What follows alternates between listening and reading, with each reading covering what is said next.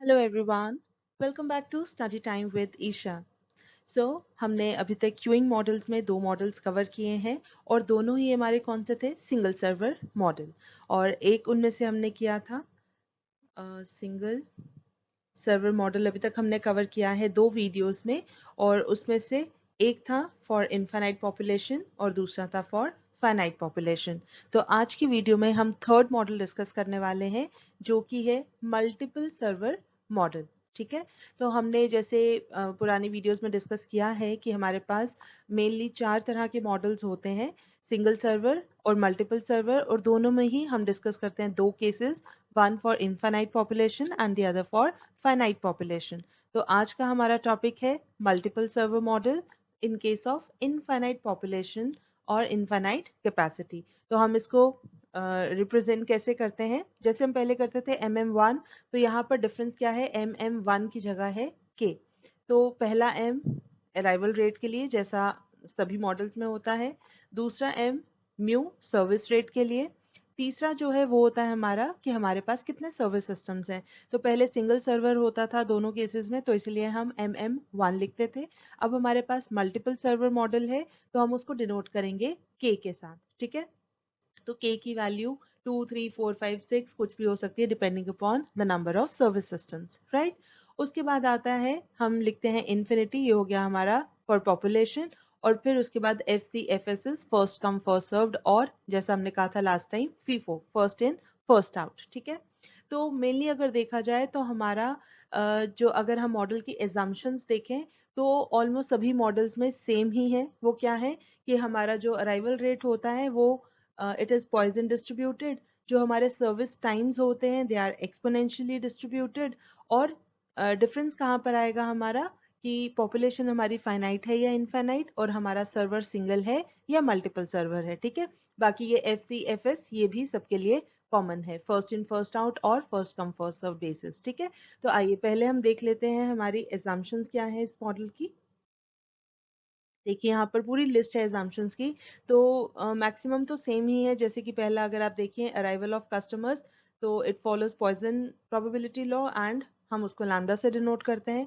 दूसरा है हमारा service time, they are exponentially distributed, और इसका रेसिप्रोकल होता है सर्विस रेट, जो हम ज्यादातर यूज करते हैं और म्यू से लिखते हैं। ठीक है, उसके बाद नेक्स्ट आता है, यहाँ पर एक सर्विस स्टेशन नहीं है, देर आर के सर्विस स्टेशन, और हम उन सर्विस स्टेशन को सभी को हम एक जैसा आइडेंटिकल मान के चलते हैं कि सभी एक जैसी सर्विस प्रोवाइड करते हैं। ठीक है, उसके बाद एक एजम्पशन और है यहाँ पर, थोड़ी सी बाकियों से डिफरेंट, क्योंकि वहां पर एक सिंगल सर्विस स्टेशन होता था तो एक ही लाइन लगती थी। अब यहाँ पर मल्टीपल सर्वर मॉडल्स हैं, तो जितने सर्विस सिस्टम्स हैं तो हम ये कह सकते हैं कि हर एक के लिए डिफरेंट क्यू लगेगी। लेकिन इस मॉडल की एजम्पशन क्या है कि क्यू एक ही होगी, वो आगे जाके डिफरेंट सर्विस स्टेशन में डिस्ट्रीब्यूट होती जाएगी। ठीक है, ये एक पॉइंट डिफरेंट है बाकियों से। और ये पहले वाला के service station and single waiting line is formed. उसके बाद जो इनपुट पॉपुलेशन है वो हम इनफाइनाइट मानेंगे, इस मॉडल में इनफाइनाइट मानेंगे। फिर first come first serve basis, ये भी सेम है।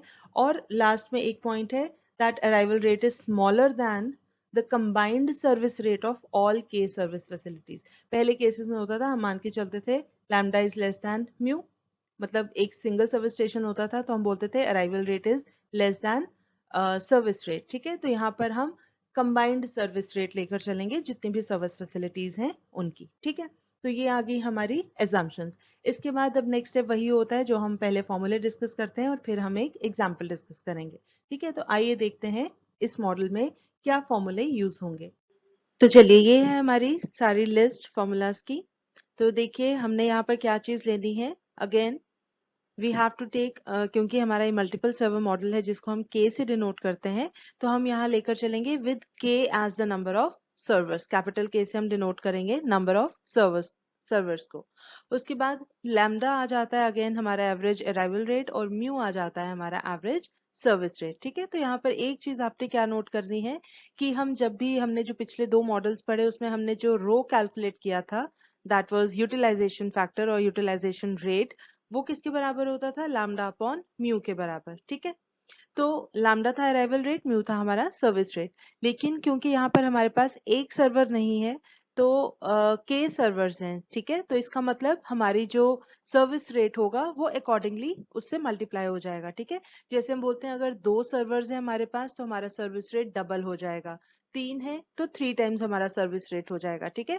क्योंकि अगर एक सर्वर का जो मतलब जो सर्विस रेट है वो है सपोज 2 कस्टमर्स पर आवर, तो अगर हमारे 2 सर्वर लग गए तो वो उसका ट्वाइस हो जाएगा, मतलब 4 कस्टमर्स पर आवर। तो अगर हमारे के है नंबर ऑफ सर्वर्स तो हम क्या करेंगे, सर्विस रेट को के से मल्टीप्लाई कर देंगे, ठीक है। तो ये हमारा आ जाएगा utilization factor for the entire system, ठीक है। एंटायर सिस्टम इसलिए वर्ड यूज कर रहे हैं क्योंकि हमारे जितने सर्वर्स होंगे वो हमारे पूरे सिस्टम में आ जाएंगे, ठीक है। अदरवाइज हम सिंपल बोलते थे utilization factor of the service system या फिर सर्वर, एक सिंगल सर्वर। तो since there are k number of servers तो हमारा एंटायर सिस्टम का utilization factor will be lambda upon के म्यू, ठीक है। I hope this is clear. चलिए अब हम देखते हैं बाकी के फॉर्मूले। सबसे पहले है probability of having no customers in the system, ठीक है। नो कस्टमर्स मतलब the service system is idle. तो P naught is equal to, देखिए ये जो फॉर्मूला लिखा है, अब ये वाला फॉर्मूला जो है हमारे पिछले वाले मॉडल में जो पी नॉट का फॉर्मूला था आपको देखने में थोड़ा सा मिलता जुलता लगेगा, लेकिन यहाँ पर थोड़ा सा डिफरेंट है, ठीक है। तो कॉमन तो क्या चीज है, वहां पर भी हमारा रेज टू द पावर -1 था, ठीक है, और यहाँ पर भी रेज टू द पावर -1 है। और वहां पर हमने क्या किया था, ये जो पूरी टर्म है समेशन वाली हमने उसको कैलकुलेट किया और फिर उसका रेसिप्रोकल ले लिया, because anything raise to the power -1 is reciprocal of that number, ठीक है। जैसे अगर हम बोलते हैं 2 रेज टू द पावर -1, ये किसके बराबर होता है, 1/2 के बराबर, ठीक है। लेकिन यहाँ पर थोड़ा सा डिफरेंस देखिए क्या है, यहाँ पर समेशन के बाद देखिए एक बड़ी ब्रैकेट नहीं लगी हुई है, ठीक है, बड़ी ब्रैकेट के अंदर समेशन है। तो इसका मतलब हमारी यहाँ दो टर्म्स कौन सी हैं, एक ये पूरी ये वाली टर्म है और दूसरी ये वाली टर्म है प्लस के बाद वाली, ठीक है। तो मतलब समेशन का साइन सिर्फ पहली वाली टर्म के साथ लगा हुआ है, राइट, और दूसरी टर्म अलग है, राइट। तो हमने इन दोनों टर्म्स को अलग अलग से कैलकुलेट करना है और फिर दोनों को ऐड करना है, फिर जो नंबर मिलेगा हम उसका रेसिप्रोकल लेंगे, ठीक है। तो ये फॉर्मूला आपको बहुत ही केयरफुली लिखना है और उसको समझना है कि हमें इसमें क्या करना है, ठीक है। तो हम क्या करेंगे, देखिए summation n equal to 0 to k-1, k है हमारा नंबर ऑफ सर्वर्स, और फिर उसके आगे हमने समेशन किसका लेना है, वो टर्म क्या है, lambda upon mu whole raise to the power n upon n factorial, ठीक है। तो हम n इक्वल टू 0 से लेकर कहाँ तक कैलकुलेट करेंगे, n की वैल्यू हमने हर बार अलग पुट करनी है। एक बार हम n इक्वल टू 0 पुट करेंगे ये वाली टर्म में, ये जो lambda by mu raise to the power n upon n factorial है, n को 0 पुट करेंगे इस टर्म की वैल्यू कैलकुलेट करेंगे, फिर n को 1 पुट करेंगे फिर इसको कैलकुलेट करेंगे, फिर n इक्वल टू 2 पुट करेंगे फिर इसको कैलकुलेट करेंगे। तो ऐसा हमें कब तक करना है, k-1 तक, ठीक है। तो अगर k है हमारा 5, मतलब नंबर ऑफ सर्वर्स हमारे 5 है, तो हमने 5 - 1 4 तक लेना है, ठीक है। तो n इक्वल टू 0 से लेकर 4 तक, तो हमारी कितनी टर्म्स बनेंगी, n इक्वल टू 0 1 2 3 4 5 टर्म्स बनेंगी, ठीक है। जब हम उन सबको कैलकुलेट करके ऐड करेंगे, समेशन है ना, तो हमने उन सारी टर्म्स को ऐड करना है। फिर उसके बाद हम ये दूसरी टर्म जो है lambda by mu whole raise to the power k upon k factorial into 1 minus rho, ठीक है। रो क्या है हमारा, लैम्डा अपॉन के म्यू, ये चीज आपको ध्यान में रखनी है, ठीक है।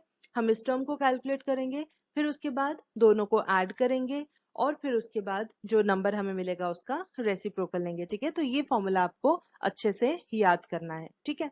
चलिए ये हो गया फर्स्ट फॉर्मूला। सेकेंड हमारा आता है probability that there shall be n customers in the system, ठीक है। n customers in the system, अब यहाँ पर दो कंडीशंस है हमारे पास, एक है when n is less than or equal to k और दूसरा है when n is greater than k। तो पिछले मॉडल में हमने देखा था कि जब ग्रेटर देन वाली टर्म आती है तो वहां पर था 0, ठीक है। वहां पर 0 इसलिए था क्योंकि हम लेकर चल रहे थे कि जितनी कैपेसिटी है फाइनाइट कैपेसिटी उससे ज्यादा कस्टमर आ गए तो ऑब्वियसली उनकी प्रोबेबिलिटी हम 0 लेकर चलते थे, लेकिन यहाँ पर ऐसा नहीं है। यहाँ पर हम किससे कंपेयर कर रहे हैं n को, नंबर ऑफ सर्वर्स के साथ, ठीक है। तो हमारा k जो है वो है नंबर ऑफ सर्वर्स। तो अगर हमारे कस्टमर्स नंबर ऑफ सर्वर्स के बराबर हैं या उससे कम है तो ये पहला वाला फॉर्मूला लगेगा। अगर हमारे नंबर ऑफ कस्टमर्स उससे ज्यादा हैं, सपोज हमारे पास 5 सर्वर हैं और हमारे पास 5 ही कस्टमर है तो पहला वाला फॉर्मूला, या फिर 4 कस्टमर है तो भी पहला वाला फॉर्मूला, ठीक है। लेकिन अगर 5 सर्वर है और हमारे पास 6 कस्टमर आते हैं या 7 कस्टमर आते हैं, मतलब उससे ज्यादा आते हैं, तो ये दूसरा वाला फॉर्मूला लगेगा, ठीक है। अब फॉर्मूला क्या है, पहले केस में P n is equal to P naught into P naught हो गया जो भी हमने ऊपर कैलकुलेट किया, मल्टीप्लाई किससे करना है, lambda by mu whole raise to the power n upon n factorial, ठीक है।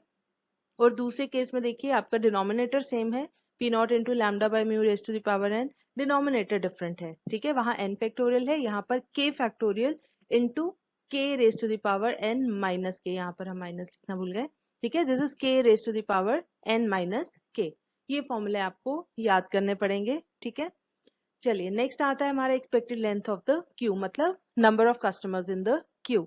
तो L Q is equal to lambda by mu raise to the power K into rho, rho आ गया utilization factor, upon K factorial into 1 minus rho whole square, ये 2 है raise to the power 2 into P naught, ठीक है। फिर next आता है expected number of customers in the system, ठीक है, मतलब सिस्टम लेंथ एल एस, वो किसके बराबर है। अब हमने यहाँ पर एक्सपैंडेड एक्सप्रेशन नहीं लिखा है ताकि आपको थोड़ा लर्न करने में कंपैरेटिवली इजी हो जाए, ठीक है। तो आप सिंपली क्या करोगे, एल क्यू जो ऊपर कैलकुलेट किया है उसमें आपने लैम्डा बाय म्यू ऐड कर देना है, ठीक है।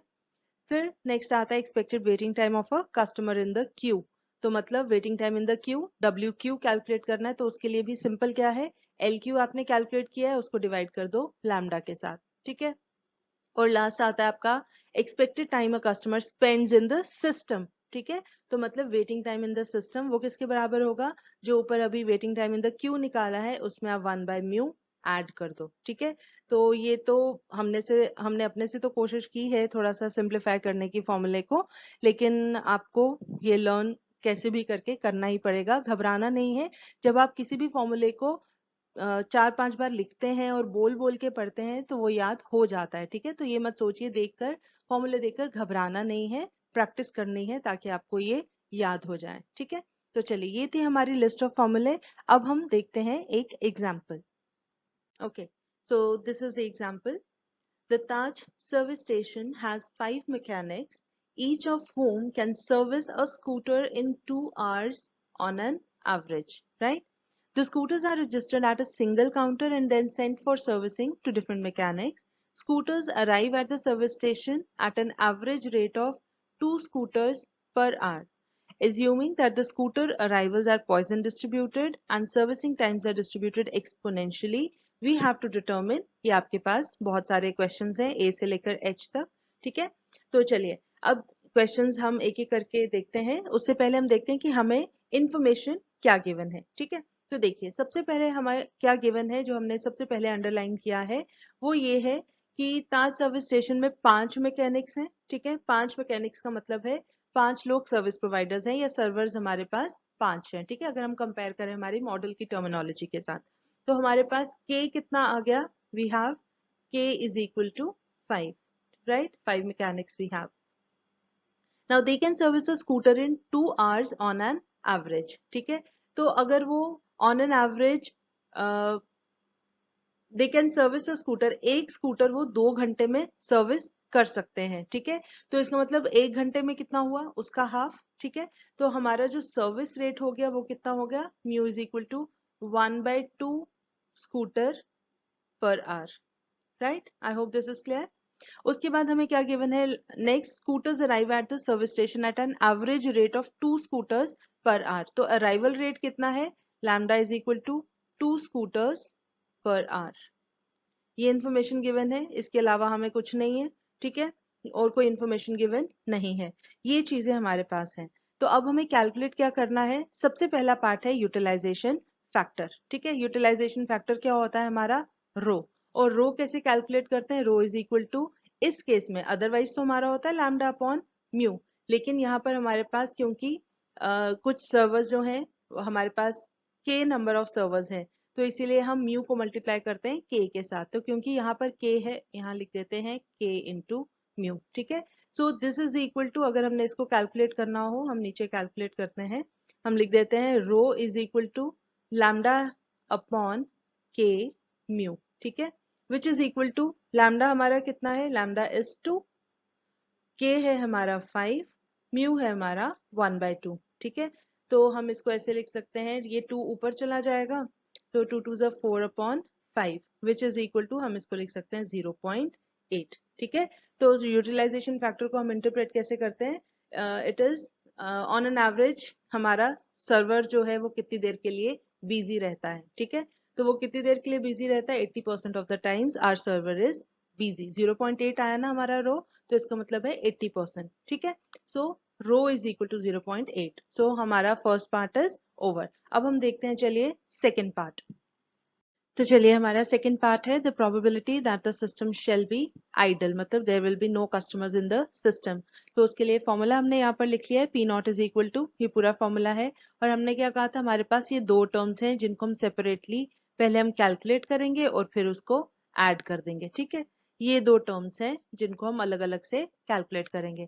तो देखिए अब इस फॉर्मूले में हमें ये जो सारी चीजें चाहिए उनमें से जो जो हमारे पास है या हम कैलकुलेट कर चुके हैं वो हम फटाफट से पहले यहाँ लिख लेते हैं और फिर हम डायरेक्टली वैल्यूज पुट करेंगे, ठीक है। तो चलिए हमारे पास सबसे पहले क्या गिवन था, के 5 मैकेनिक्स, ठीक है। उसके बाद लैम्डा हमें कितना गिवन था, lambda is equal to 2 scooters per hour. अब हम यूनिट्स नहीं लिखते हैं, सिर्फ वैल्यूज लिख लेते हैं, ठीक है। म्यू था हमारा 1/2 स्कूटर्स पर आवर ना, तो 1/2 को हम 0.5 लिख सकते हैं, ठीक है। और उसके अलावा हमें एन तो एक एक करके पुट करना है। उसके अलावा और क्या चाहिए, रो। रो भी हमने कैलकुलेट किया अभी पिछले पार्ट में, तो रो इज इक्वल टू 0.8, ठीक है। ये सारी हमारे पास इंफॉर्मेशन है। तो चलिए अब हम पहले ये लिख लेते हैं यहाँ पर फर्स्ट कंपोनेंट। फर्स्ट कंपोनेंट हमारा क्या है, देखिए। तो देखिए हम लिख लेते हैं यहाँ पर, पहला है summation n equal to 0 to k minus 1 lambda by mu whole raised to the power n upon n factorial, ठीक है। ये हमारा पहला वाला पार्ट है। तो हम इसको कैसे सॉल्व करेंगे, इसके लिए हम लिख लेते हैं दिस इज इक्वल टू, हमारे पास k है 5, मतलब summation n equal to 0, n equal to 0 to k is 5, 5 minus 1 is 4। हमें ये 4 तक जाना है, ठीक है। और ब्रैकेट में हमारा आ जाएगा लैम्डा है 2 upon 0.5 whole raise to the power n upon n factorial, ठीक है। यही टर्म बनी ना हमारी। अब हम क्या करेंगे, एक एक करके n पुट करते जाएंगे, कहाँ से लेकर, 0 से लेकर 4 तक, ठीक है। और समेशन है ना, तो हम ये टर्म एक एक करके लिखते जाएंगे और बीच में प्लस का साइन लगाते जाएंगे, क्योंकि उन सभी टर्म्स को हमें ऐड करना है, ठीक है। तो देख लीजिए हम इसको भी थोड़ा सा सॉल्व कर लेते हैं और सिंप्लीफाई कर लेते हैं। Summation n equal to 0 to 4 और 2 अपॉन 0.5 कितना होता है, this is equal to 2 into 10 upon 5 लिख लेते हैं। 5 2 ज़ा 10, 2 2 ज़ा 4, ये ऊपर वाली टर्म आती है 4। तो 4 raise to the power n upon n factorial, ठीक है। ये टर्म बनी। अब हम n को पुट करते जाते हैं। तो पहली टर्म क्या बनेगी हमारी, 4 raise to the power 0 upon 0 factorial plus 4 raise to the power 1 upon 1 factorial. Then 4 को n को 2 पुट करना है, 4 square upon 2 factorial. Then 4 raise to the power 3 upon n है 3, 3 फैक्टोरियल। कहाँ तक जाना है, 4 तक। 4 raise to the power 4 upon 4 factorial, ठीक है। अब 0 फैक्टोरियल हमारा 1 होता है, this is equal to 1। 1 factorial भी हमारा 1 होता है, दिस इज इक्वल टू 1, ठीक है। तो ये हमारी टर्म्स कैसे बन जाएंगी, देखिए। This is equal to anything raise to the power 0 is also 1, ठीक है। तो पहली टर्म आ गई 1, दूसरी टर्म हो जाएगी 4 अपॉन 1 मतलब 4, ठीक है, प्लस 4 स्क्वायर अपॉन 2 फैक्टोरियल होता है हमारा 2 इंटू 1, तो ये होता है 2, ठीक है। तो 4 4 ज़ा 16 अपॉन 2 इज 8। उसके बाद प्लस 4 क्यूब अपॉन 3 फैक्टोरियल, ये होता है हमारा 3 इंटू 2, 3 2 ज़ा 6, ठीक है। तो 4 क्यूब हो गया। अब इसको हम सिंप्लीफाई कहाँ पर करें, 4 into 4 into 4 upon 3 into 2 into 1 is 3 2 ज़ा 6, तो 2 2 ज़ा 4, 2 3 ज़ा 6, ठीक है। और प्लस अब 4 बार 4 लिखना है, 1 2 3 4, डिवाइड बाय 4 फैक्टोरियल है, 4 इंटू 3 इंटू 2 इंटू 1, तो एक 4 कट जाएगा, एक 2 2 ज़ा 4 हो जाएगा, ठीक है। तो हमारे पास ये क्या आ गया, दिस इज इक्वल टू 8 और 4 1 5, 8 और 5 13, 13 plus 4 4 is 16, 16 2 is 32, 32 upon 3 plus यहाँ पर आ गया 4 4 is 16, 16 2 is 32 अगेन 32 अपॉन 3, ठीक है। तो अगर हम 3 को एलसीएम ले लें तो ये हो जाएगा 13 into three is 39 plus 32 plus 32, और इसको अगर हम टोटल करेंगे ये बन जाएगा 10 12 13 103 अपॉन 3, ठीक है। तो पहली टर्म हमारी आ गई 103 अपॉन 3। अब हम दूसरी टर्म करते हैं। दूसरी टर्म में देखिए हमें n की डिफरेंट वैल्यूज पुट करने की जरूरत नहीं है क्योंकि यहाँ पर n है ही नहीं, ठीक है। तो हम सिंपली दूसरी टर्म कैलकुलेट करते हैं। हम यहाँ लिखते हैं second term lambda by, sorry इसको इसी तरीके से लिखते हैं, lambda by mu raise to the power k upon k factorial into 1 minus rho. इसको जब हम वैल्यूज पुट करेंगे तो क्या आ जाएगा, रो है हमारा 2 अपॉन म्यू है 0.5, raise to the power k है हमारा 5, ठीक है, divided by k factorial is 5 factorial into 1 minus rho कितना था 0.8, राइट। इसको जब हम सॉल्व करेंगे, ये अभी हमने सॉल्व किया था, 2 अपॉन 0.5 कितना आता है 4 के बराबर, तो हम यहाँ लिख लेते हैं 4 raise to the power 5 upon 5 factorial होता है 5 इंटू 4 इंटू 3 इंटू 2 इंटू 1, ठीक है, और 1 माइनस 0.8 हो गया 0.2। तो हम इसको कैसे लिख सकते हैं, 1 5 बार हम लिखेंगे 4 को, 1 2 3 4 5, divided by 5 into 4 into 3 into 2 into 1 into 0.2 को 2 बाय 10 ऊपर हम 10 ले जाते हैं, ठीक है। तो अब ये कैसे कैंसिल हो जाएगा, देखिए 5 2 ज़ 10, ये कट गया, एक 4 हम काट देते हैं, और क्या रह गया हमारे पास 2 2 2 ज़ 4, ठीक है। तो ये हो गया हमारा, इसको जब हम कैलकुलेट करेंगे 4 4 ज़ 16 4 ज़ 64 64 2 ज़ 128, ये हो गया हमारा 128 अपॉन 3, ठीक है। ये आ गई हमारी दूसरी टर्म, राइट। ये हमें दो टर्म्स मिल गई 103 अपॉन 3 और 128 प्लस 128 अपॉन 3। अब हमने क्या करना है, इन दोनों टर्म्स को ऐड करना है, ठीक है। तो ऐड करने पर हमें क्या मिलेगा, पी नॉट की ये जो बीच वाला एक्सप्रेशन है समेशन, और जो दो टर्म्स हैं जो हमें वो मिल जाएंगी, ठीक है। और हम फिर उसको करेंगे रेज टू द पावर -1, ठीक है। तो हम इसको कैसे लिख सकते हैं, यहाँ पर ये देखिए हम इसको ऊपर लिख देते हैं, यहाँ पर दिस इज इक्वल टू, पहली टर्म थी 103 अपॉन 3 प्लस दूसरी टर्म है 128 upon 3 whole raise to the power -1, ठीक है। अब जब हम इसको सॉल्व करेंगे ये हमारा आ जाता है 103 plus 128 is 231 upon 3 raised to the power -1, and which is equal to, जब हम इसको सॉल्व करेंगे 231 by 3 is 77 raised to the power -1, ठीक है। और जब आप इसको फर्दर सॉल्व करेंगे 77 raised to the power -1 किसके बराबर होता है, हम यहाँ पर लिख देते हैं, यहाँ साइड में लिखना ही हमें थोड़ी सी स्पेस नजर आ रही है यहाँ पर, 77 रेज टू द पावर -1 इस ये किसके बराबर होता है 1 अपॉन 77 के बराबर, ठीक है। तो 1 डिवाइडेड बाय 77 करेंगे तो हमें यहाँ पर मिल जाएगा दिस इज इक्वल टू 0.01298, ठीक है। तो ये चीज हमें यहाँ पर मिल रही है, ठीक है। तो ये हम नोट करके रख लेते हैं। तो इस तरीके से अब जो प्रोबेबिलिटी निकली that the system shall be idle वो कितना है 0.01298, ठीक है, दिस इज द आंसर। तो ये तो था हमने जो फॉर्मूले के अकॉर्डिंग किया सारा, ठीक है। अब यहाँ पर एक और तरीका है, हमारे पास एक टेबल फॉर्म में वैल्यूज होती हैं, ठीक है। तो अगर हम उस टेबल में देखेंगे तो हमें डायरेक्टली सारा आंसर मिल जाएगा, ठीक है। तो वो आंसर उसके लिए कौन सा टेबल होता है, आइए वो टेबल देखते हैं। दिस इज द टेबल आपके सामने है, देखिए ऊपर क्या हेडिंग लिखी है, P naught values for various combinations of rho and k, ठीक है। मतलब ये जो अंदर सारी वैल्यूज बहुत सारी दी हुई है ना, ये पी नॉट की वैल्यूज हैं, ठीक है। मतलब probability that the system shall be idle, ठीक है, for various combinations of rho and k.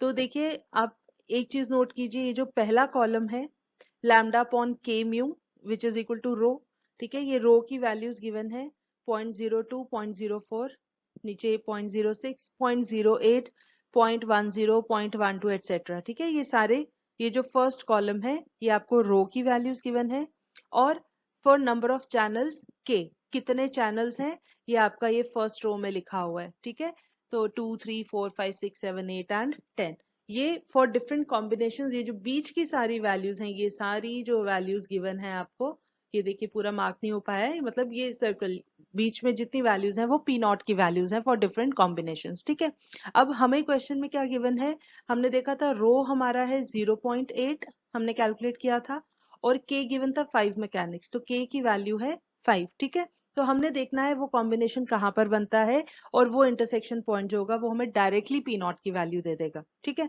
तो देखिए सबसे पहले हम लोकेट करते हैं रो की वैल्यू 0.8। तो देखिए यहाँ पर हमारे पास जो वैल्यूज हैं 0.02 से लेकर नीचे 0.64 तक ही हैं। ठीक है, इसके आगे हमने जो रिमेनिंग पार्ट है टेबल का वो हमने आगे पेस्ट किया, आइए वो देखते हैं। देखिए यहाँ पर हम फिर से लिख लेते हैं, रो इज इक्वल टू 0.8, के इज इक्वल टू 5। ठीक है, तो देखिए अब यहाँ पर देखिए 0.8 कहाँ पर है, 0.8 है यहाँ पर, 0.80 लिखा हुआ है। ठीक है, रो की वैल्यू 0.8।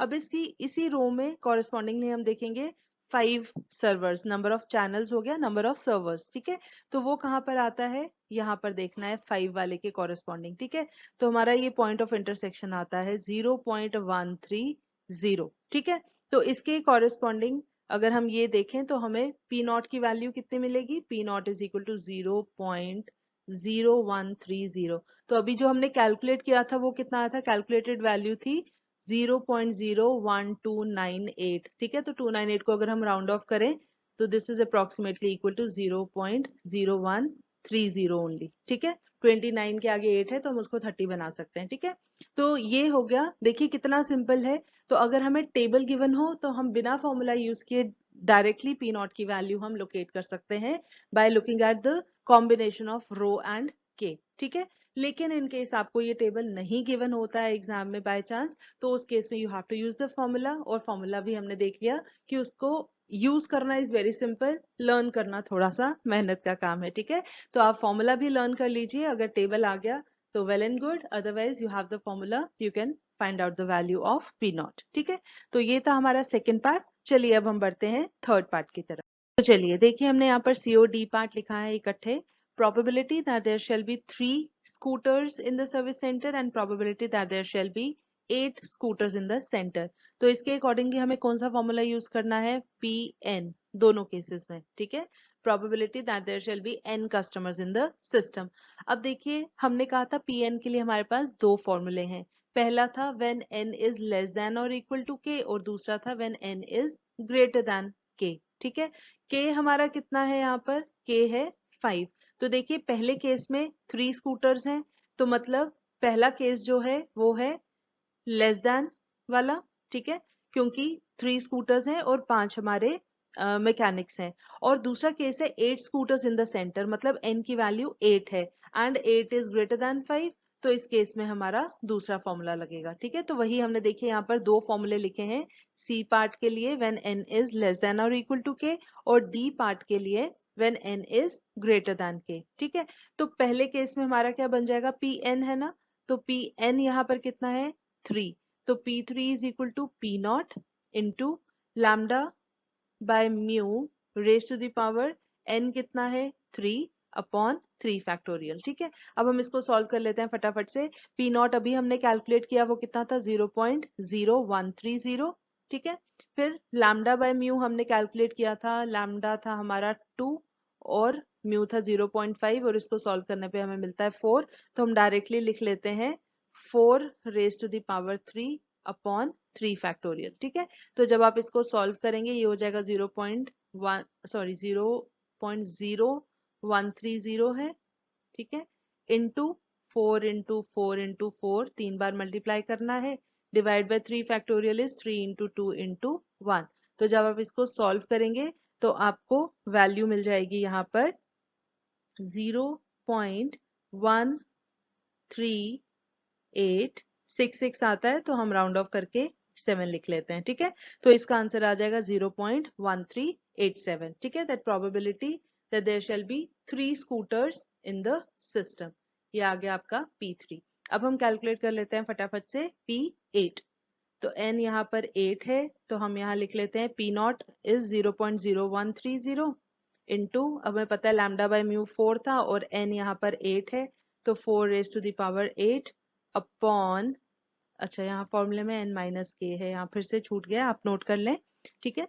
तो डिवाइडेड बाय k फैक्टोरियल हो गया हमारा 5 factorial into 5 raise to the power n minus k, n है 8 माइनस k है हमारा 5, ठीक है। तो ये आ जाएगा हमारा 0.0130 into 4 raise to the power 8 upon 5 factorial है, 5 इंटू 4 इंटू 3 इंटू 2 इंटू 1, और दूसरा है 5 raise to the power 8 minus 5, मतलब 5 raise to the power 8 minus 5 is 3, तो मतलब 3 बार 5 इंटू 5 इंटू 5, ठीक है। तो जब आप इसको पूरा सॉल्व करेंगे तो आपको यहाँ पर आंसर मिल जाएगा 0.05679 आता है, तो सॉरी 5679 आता है, तो हम इसको राउंड ऑफ करके 8 लिख लेते हैं, ठीक है। तो कोशिश कीजिए कि इस तरह के क्वेश्चंस में 3-4 डेसिमल प्लेसेस तक अपना आंसर लिखें, ठीक है। जहां पर राउंड ऑफ हो जाता है वहां आप राउंड ऑफ कर लें। तो हमारा P8 कितना आ गया 0.0568, ठीक है। तो है ना बिल्कुल सिंपल। तो सिर्फ आपको फॉर्मूले थोड़ा सा याद करने में मेहनत करनी पड़ेगी, आगे application part is very simple, ठीक है। तो this is how we calculate probability of having n customers in the system. अगर n is less than equal to k तो एक फॉर्मूला, ग्रेटर देन k तो दूसरा फॉर्मूला, ठीक है। चलिए अब हम बढ़ते हैं हमारे नेक्स्ट पार्ट्स की तरफ। तो चलिए लास्ट के चारों पार्ट्स हमने इकट्ठे लिख लें, क्योंकि अब इसमें छोटे छोटे से फॉर्मूले हैं तो हम एक साथ ही कैलकुलेट कर लेंगे। तो देखिए पहला है expected number of scooters waiting in the Q, ठीक है। एक्सपेक्टेड नंबर ऑफ स्कूटर्स मतलब स्कूटर्स हमारे यहाँ पर कस्टमर्स हैं, तो लेंथ ऑफ क्यू निकालना है LQ। उसके बाद है expected number of scooters in the service centre, मतलब लेंथ ऑफ सिस्टम लेंथ, ठीक है। उसके बाद है average waiting time in the queue, मतलब WQ कैलकुलेट करना है। और लास्ट में average time spent by a scooter in waiting and getting serviced, ठीक है।